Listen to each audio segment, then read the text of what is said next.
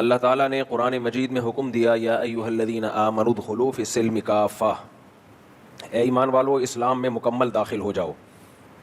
یہ آیت میں تقریباً ہر بیان میں پڑھتا ہوں، کیونکہ مسلمان کے ساتھ مسئلہ یہ ہے کہ وہ اسلام میں ہے لیکن اسلام میں مکمل نہیں ہے۔ مکمل یا تو نماز میں سستی کرے گا، زکوٰۃ میں، صدقات و خیرات میں سستی کرے گا، یا صلہ رحمی میں، رشتہ داری جوڑنے میں سستی، یا مالی لین دین میں گڑبڑ، اور کچھ نہیں تو ویسے ہی سست ہوگا، ویسے ہی سست۔ دنیا میں سستی میں جو نمبر 1 ممالک ہیں وہ سارے ٹاپ کے اسلامی کنٹریز ہیں۔ جتنے اسلامی کنٹریز ہیں ان کے گورنمنٹ کے اداروں میں اگر آپ کا کوئی کام پھنس جائے حکومتی ادارے میں تو آپ کو اندازہ ہو جائے گا کہ کس قدر سستی ہے۔ تو یہ سستی بھی تو ایک بہت بڑا جرم ہے، بہت بڑا گناہ ہے۔ ہر کام میں سستی، ہر کام میں سستی۔ اللہ تعالیٰ کا قانون ہے کہ فطرت سے جب کوئی بغاوت کرتا ہے، نیچر سے جب کوئی لڑتا ہے تو اس کو سزا لازمی ملتی ہے۔ اگر اللہ کے حکم کی کوئی نافرمانی ہو جائے اور آپ کو ندامت ہو کہ میں نے غلط کیا، اب میں اللہ کے سامنے توبہ استغفار کرتا ہوں، گڑ گڑاتا ہوں، معافی مانگتا ہوں، اللہ معاف کر دیتا ہے۔ لیکن خوب اچھی طرح ایک بات سمجھ لیں، نیچر معاف نہیں کرتی ہے، فطرت معاف نہیں کرتی ہے۔ مثال کے طور پر آپ کسی دیوار پہ چل رہے ہیں، نیچے گہری کھائی ہے، لوگ آپ کو منع کریں گے کہ زیادہ فنٹر بننے کی کوشش مت کرو، اس پہ مت چلو، گر گئے تو ہڈی پسلی ایک ہو جائے گی۔ لوگوں کو شوق ہوتا ہے نا فنٹر بننے کا، ویلیاں لگا رہے ہوتے ہیں، آپ نے یوٹیوب پہ ویڈیوز دیکھی ہوں گی، ویلی لگاتے ہوئے ٹرک کے نیچے آ گیا، بائک پہ لیٹ کے بائک چلا رہا ہے، کسی نے پٹخ دیا، اٹھا کے مار دیا۔ فارغ آدمی جو ہوتا ہے نا، فارغ، اس کے یہی کام ہوتے ہیں۔ جب انسان اپنے آپ کو مفید کاموں میں مصروف نہیں رکھتا تو شیطان اس کو غلط کاموں میں لگا دیتا ہے۔ تو آپ کسی بڑی دیوار پہ چل رہے ہیں، دائیں اور بائیں گہری کھائی ہے، لوگ کہہ رہے ہیں بھائی تم اتنے ایکسپرٹ بھی نہیں ہو، پہلے چھوٹی دیوار پہ تجربہ کر کے سیکھ لو، زیادہ فنٹر بننے کی کوشش مت کرو۔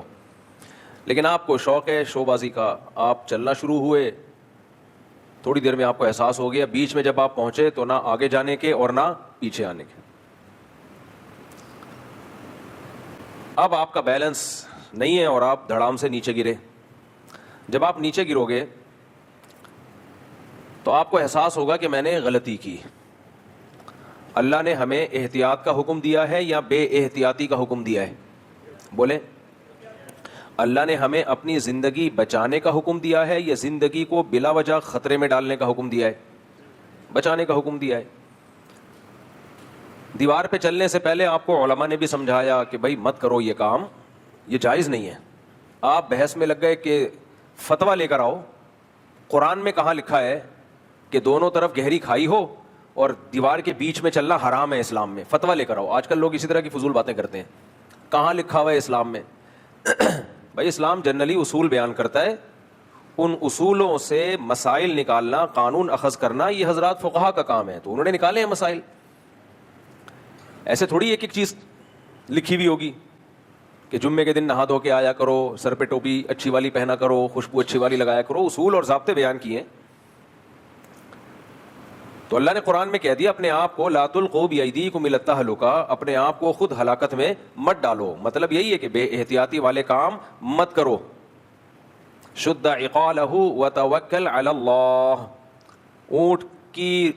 اونٹ کے پاؤں کو رسی سے باندھ لو، اس کے بعد اللہ پہ توکل کرو۔ اب چوری نہیں ہوگا۔ اونٹ کو آپ نے رسی سے باندھا نہیں، ایسے ہی چھوڑ دیا اور آپ نے اللہ پہ توکل کیا کہ اللہ بچانے والا ہے۔ پھر جب وہ چوری ہو گیا تو آپ کہو گے کہ میں نے تو اللہ پہ اعتماد کیا تھا، اللہ بچانے والا ہے، لیکن یہاں تو اللہ نے نہیں بچایا۔ لوگ عمرہ کرنے جاتے ہیں، حج کرنے جاتے ہیں، جیبیں کٹ جاتی ہیں۔ آج کل تو کم ہو رہا ہے، پہلے بہت کٹا کرتی تھیں۔ ایک دیہاتی آدمی کی جیب کٹ گئی، وہ کہنے لگا کہ اے اللہ، ہم نے تو سنا ہے کہ جو تیرے گھر میں آئے وہ تیرا مہمان ہوتا ہے، تو تو مہمان کی جیب کٹنے سے بچا نہیں سکتا تھا؟ ہم تیرے گھر میں آئے ہیں تو کم از کم اتنا تو خیال ہو جاتا نا کہ ہماری تو کم از کم جیب نہ کٹتی. تو اب وہ دیوار پہ چل رہا ہے. علماء نے بھی منع کیا ناجائز ہے, دونوں طرف گہری کھائی ہے, کیوں اپنے آپ کو مصیبت میں ڈال رہے ہو تھوڑی سی شہرت کی خاطر. لیکن سمجھ میں بات نہیں آئی. آپ کا پاؤں پھسلا اور اب آپ گرنے لگے. جب آپ گرنے لگے آپ کو فوراً احساس ہو گیا کہ اے اللہ مجھ سے غلطی ہوئی ہے, میں نے جرم کیا اپنی جان پہ. اور نیچے پہنچنے سے پہلے آپ نے پکی سچی توبہ کر لی. نیچے پہنچنے سے پہلے بلکہ پاؤں پھسلا اور آپ کے زبان مبارک سے نکلا استغفر اللہ ربی من کل ذنب واتوب الیہ. اے اللہ آج تک میں نے جتنے گناہ کیے, صغیرہ ہوں کبیرہ ہوں, علانیتاً ہو سرن ہو, حقوق و لباس سے اس کا تعلق ہو یا تیرے حقوق سے اس کا تعلق ہو, جتنے گناہ اے اللہ جس کے پیسے کھائے ہوئے پکا ارادہ کرتا ہوں اس کے پیسے بھی لوٹاؤں گا, یہ بھی وہ بھی, حج نہیں کیا وہ بھی معاف کر دے. صرف یہ والے گناہ سے توبہ نہیں کی, اس کے علاوہ بھی جتنے سے سب سے دل سے توبہ کی, اے اللہ آئندہ سے انسان کا بچہ بن کے زندگی گزاروں گا. بس آپ کا کیا خیال ہے, اللہ معاف کر دے گا؟ نہیں, رفیع بھائی کہہ رہے ہیں نہیں کرے گا. کر دے گا معاف, اللہ معاف نہیں, گناہ معاف ہو جائے گا. ہاں نہیں, مال کھانے کا تو معاف نہیں ہوگا, وہ تو وراثت میں سے دینا پڑے گا. یہ جو اس نے بے احتیاطی کی ہے نا, اس کو احساس ہو گیا اور اس نے دل سے پکی اور سچی توبہ کر لی. جہاں حقوق العباد ہیں وہ تو بہرحال دینے پڑیں گے, وہ تو پھر اگر مر گیا تو اس کی وصیت میں سے نافذ, یعنی اس کی وراثت میں سے, وصیت نہیں, اس کی وراثت میں سے دینا پڑے گا پیسہ. لیکن جو اس نے بے احتیاطی کی تھی اب اس کو احساس ہو گیا اور پکی توبہ کی اس نے, تو بھائی توبہ سے ہر گناہ کیا ہو جاتا ہے, معاف.